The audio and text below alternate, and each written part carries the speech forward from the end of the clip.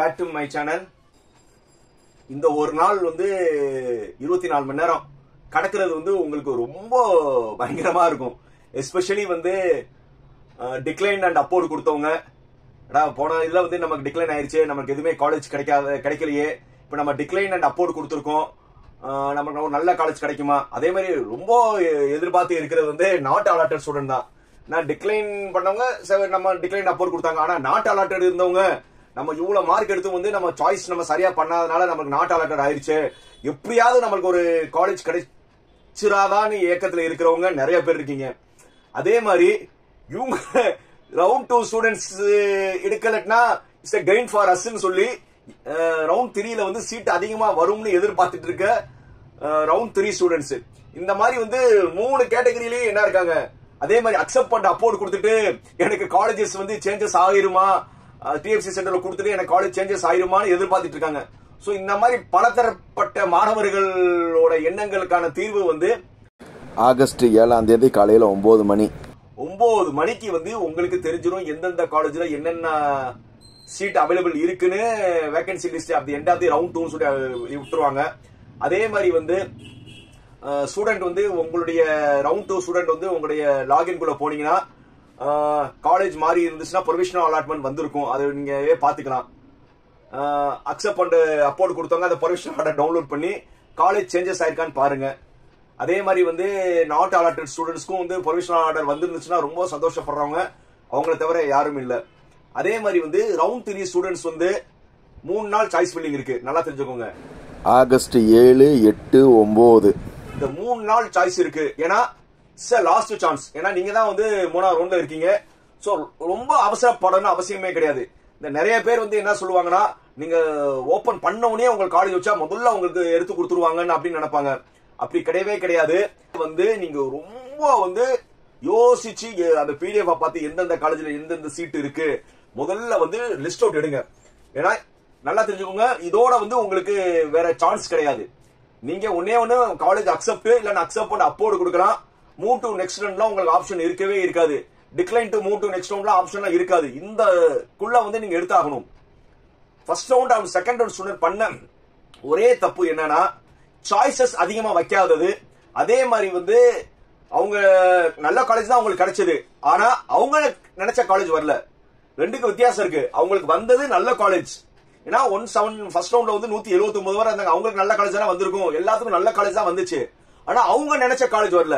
அதே தான் வந்து ரவுண்ட் 2 ஸ்டூடெண்ட்ஸ்க்கும் நல்ல காலேஜ் வந்தது, பட் அவங்க நினைச்ச காலேஜ் வரல. சோ இப்ப இது என்ன மனநிலைனா, ஒரு இதுல வந்து நான் நினைச்சதுதான் வரணும்னு அப்படி வாய்ப்பே கிடையாது. இனி வாழ்க்கையில வந்து இனிமேதான் உங்களுக்கு நிறைய சவால்கள் இருக்கு. நம்ம ஒண்ணு நினைப்போம், ஆனா நடக்கிறது ஒன்னா இருக்கும். சோ அதனால வந்து நிறைய வந்து வரும். அதனால ரவுண்ட் 3 ஸ்டூடெண்ட்ஸ் வந்து மைண்ட வந்து ரொம்ப ஃப்ரேம் பண்ணிருங்க. சார் நான் எப்படியாவது வந்து கவுன்சிலிங்ல வந்து நான் சீட்டு எடுத்தே ஆகணும்னு. ஏன்னா இந்த தடவை வந்து ரவுண்ட் 3 ஸ்டூடெண்ட்ஸ் வந்து இருக்காங்களா இல்லையானே தெரியல. ஏன்னா ரவுண்ட் 1 ரவுண்ட் 2ல வந்து அத்தனை கால்ஸ் கண்டினியூஸா வந்து கால்ஸ் வந்துட்டே, ஒரு நாளைக்கு 50 கால் 60 கால்லாம் வரும், அட்டனே பண்ண முடியும். ஆனா வந்து இப்போ இன்னும் வந்து ஸ்டூடெண்ட் வந்து நிறைய கால்ஸஸ் வந்து கம்மியா இருக்கு. அப்படியே கால்ஸ் வர ஸ்டூடெண்ட்ஸ் எல்லாம் பாத்தீங்கன்னா ரவுண்ட் 2 சரி நாட் அலாட்டட் காலேஜ் கிடைக்குமா, அக்செப்ட் பண்ண அப்போர்ட்ல காலேஜ் இப்படிதான் கால் இருக்கு. ஆனா ரவுண்ட் 3 ஸ்டூடெண்ட்ஸ் வந்து அதிகமான கால்ஸ் இல்ல. உண்மையிலே பார்த்தோம்னா 1 லட்சம் பேர்ல வந்து நான் ஒரு 50,000 பேர் தான் வந்து கவுன்சிலிங் அட்டென்ட் பண்ணுவேன்னு நான் நேத்து முன்னாடி வீடியோ சொன்னேன். இப்ப பார்த்தா வந்து அவ்வளவு கூட கவுன்சிலிங்க்கு வரமாட்டாங்க போல இருக்கு. ஏன்னா அவங்களுக்கு ஏற்கனவே தெரியும், மார்க் வந்து அவங்களுக்கு ஏற்கனவே தெரியும் நம்மளுக்கு ஒரு கவுன்சிலிங்ல வந்து ஒரு நல்ல காலேஜ் கிடைக்காதுன்னு. இந்நேரம் வந்து அவங்க வந்து அட்மிஷன் போட்டு, சோ அதனால இப்ப ரவுண்ட் 3ல வந்து கவுன்சிலிங்காக வெயிட் பண்ணிட்டு இருக்க ஸ்டூடெண்ட்ஸ் வந்து ரொம்ப சந்தோஷமா இருங்க. ஏன்னா எனக்கு தெரிஞ்ச ஒரு 60% ஸ்டூடெண்ட்ஸ் வந்து இருக்க மாட்டாங்க, ஒரு 40 to 45% தான் வந்து கவுன்சிலிங்ல வருவாங்க நான் நினைக்கிறேன். அந்த அளவுக்கு தான் இருக்கு. ஏன்னா வந்து நம்ம சினாரியோ பார்த்தா அப்படிதான் தெரியுது. சோ அதனால வந்து நீங்க ரொம்ப சாய்ஸஸ் வந்து நிறைய வைங்க. எக்காரணத்தை கொண்டு நாட் அலாட்டட் வந்துடக்கூடாது. அதே மாதிரி வந்து நீங்க நினைக்கிற மாதிரி கோயம்புத்தூர் சென்னையில வந்து நீங்க நினைக்கிற டாப் காலேஜஸ் எல்லாமே முடிஞ்சிருக்கும். அடுத்த செகண்ட் லெவல் காலேஜ்ல கோர் இருக்கும். தேர்ட் லெவல் காலேஜ்ல தான் உங்களுக்கு நீங்க நினைக்கிற அந்த கம்ப்யூட்டர் சயின்ஸ் பிரான்ச்சஸ் இருக்கும். தெரியாத ஒரு இடத்துல போய் இருக்கிறதுக்கு தெரிஞ்ச இவங்ககிட்ட வாழ்ந்துட்டு போயிடலாம்னு ஒரு பழமொழி சொல்லுவாங்க. அந்த மாதிரி தெரியாத வந்து சென்னை கோயம்புத்தூர்ல அந்த காலேஜ் என்னன்னே தெரியாது, ஆனா சென்னை அந்த காலேஜை பத்தி எதுவும் தெரியாது, ஆனா கோயம்புத்தூர், இந்த மாதிரி நீங்க மனநிலையில வந்து அந்த ஊர் காலேஜை சூஸ் பண்றதுக்கு உங்க ஊர்ல இருக்கிற காலேஜை ப்ரிஃபர் பண்ணுங்க. அதர் சென்னை கோயம்புத்தூர்ல இருக்கிறவங்க, சென்னை கோயம்புத்தூர்ல இருக்கிறவங்க உங்க ஜோன்ல வந்து டாப் காலேஜுக்கு விட்டுட்டு அடுத்த லெவல் காலேஜஸ் இருக்கும், அதை சூஸ் பண்ணுங்க. அது எல்லாமே நல்ல காலேஜஸ் தான். நான் வேணும்னா வந்து போன வருஷம் வந்து டிஸ்கிரிப்ஷன்ல வந்து வைக்கிறேன். இருந்த 440 காலேஜ்லயும் வந்து எந்த ஃபர்ஸ்ட் அதிகமா ஃபுல் ஆச்சுன்னு சொல்லி 440 காலேஜோட லிஸ்ட் வைக்கிறேன். அதுலயே வந்து நீங்க தெரிஞ்சுக்கலாம் எது நல்ல காலேஜ், எது சுமாரான காலேஜ். ஃபர்ஸ்ட்ல இருக்க நல்ல காலேஜ், செகண்ட் அதுக்கு அப்புறம் அப்படியே 440 காலேஜ் வந்து அட்மிஷன் வைஸா நல்லா தெரிஞ்சுக்கோங்க. இந்த டேட்டா வந்து அட்மிஷன் வைஸா. அதனால வந்து நீங்க அதை பார்த்து கூட வந்து நீங்க காலேஜை வந்து சூஸ் பண்ணுங்க. அதுல இருந்து வந்து நீங்க குரூப்பை வந்து என்ன குரூப் அவைலபிள் இருக்கோ, ஒரு பெரிய லெவல் காலேஜ்ல வந்து எந்த குரூப் இருந்தாலும் கண்டிப்பா வந்து கோர்லயும், அப்புறம் food technology, biotechnology, automobile, aeronautic, இந்த மாதிரி வந்து அடுத்த லெவல்ல பிரான்ச்சஸ் இருந்தாலும், கெமிக்கல் இன்ஜினியரிங், இந்த மாதிரி எந்த பிரான்ச்சஸ் இருந்தாலும் ப்ரிஃபர் பண்ணுங்க.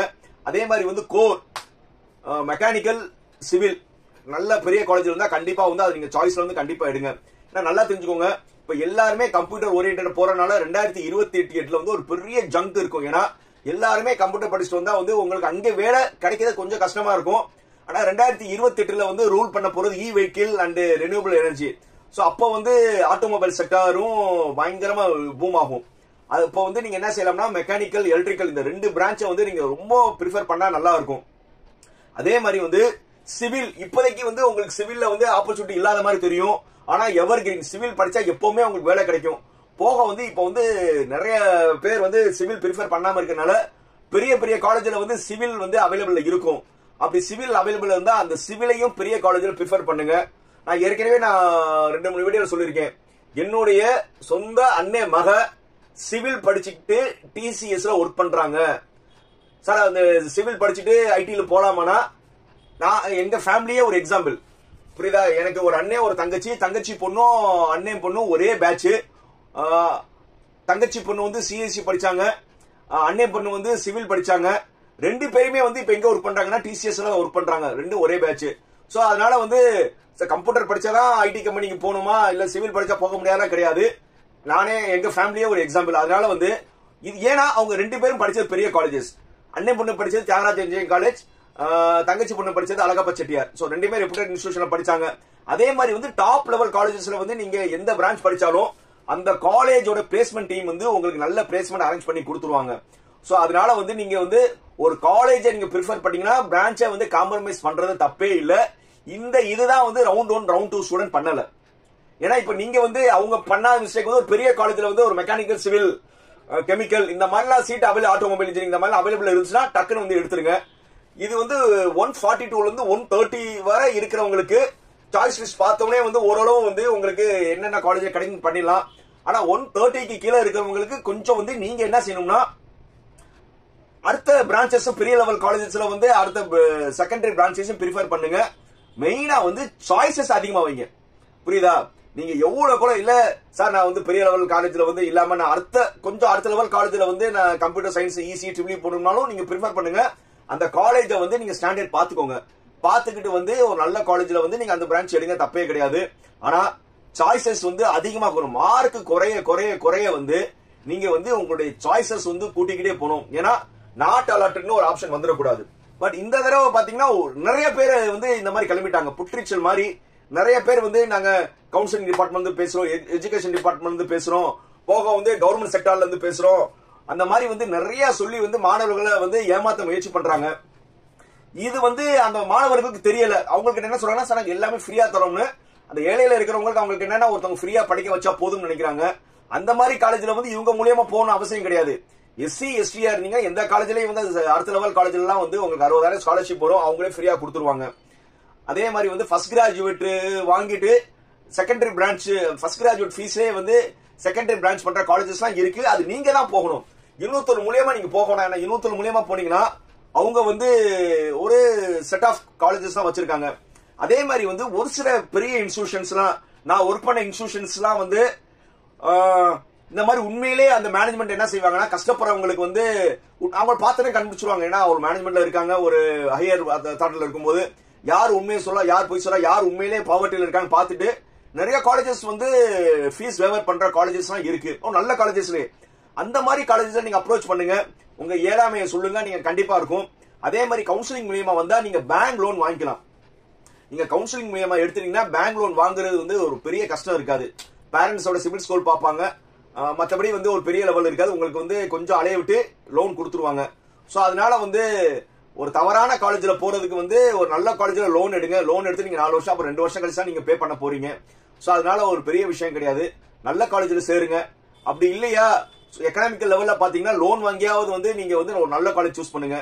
இந்த மாதிரி வந்து ஒரு ராங் ட்ரஸ்ட்ல மட்டும் மாட்டாதீங்க. மெயினா வந்து சாய்ஸ் ஃபில்லிங் தான்ப்பா. நீங்க சாய்ஸ் ஃபில்லிங் எவ்வளவு நீங்க ப்ராம்ப்டா வைக்கலீங்க அவ்வளவு நல்லது. எப்போதுமா சாய்ஸ் ஃபில்லிங்காக வந்து எனக்கு ரவுண்ட் 1 ரவுண்ட் 2 ஸ்டூடெண்ட்ஸ் நல்லா தெரியும். எனக்கு எப்போதுமா கால் பண்ணாலும் நம்ம எதுவுமே சார்ஜ் பண்றதுல அவ்வளவு நம்ம ஃப்ரீயா கைட் பண்ணிக்கோம். இதுவரை எனக்கு ஃபோன் பண்ணவங்க எல்லாத்துக்கும் தெரியும். நான் வந்து அவங்கள நூக்கர் கார்னரோட அவங்க புரியற வைக்கிற மாதிரி தான் அவங்க கைட் பண்ணிட்டு இருப்பேன். சாய்ஸஸ்லாம் நீங்க எல்லாம் ரெடி பண்ணிட்டு நீங்க சாய்ஸஸ் ரெடி பண்ணுங்க.